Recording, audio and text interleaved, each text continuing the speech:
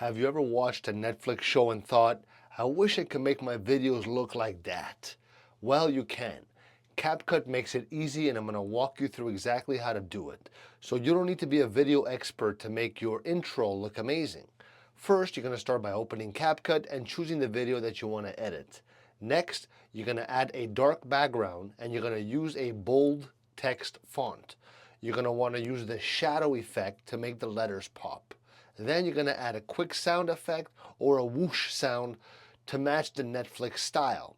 After that, try adjusting the speed of the text to appear quickly, just like the Netflix intro. For the next step, you're going to add a fade out transition to make it look smooth when the intro ends. And lastly, don't forget to preview your work and make sure that everything looks perfect. So basically, that's the overlay, that's the overview right there, you know? So you can create a professional intro in just a few steps. So what are you waiting for? Give it a try, open it up, try to impress your friends with your editing skills. And if you like this video, make sure to hit the like button, subscribe, comment if you got something from this. And thanks for being here. Love you.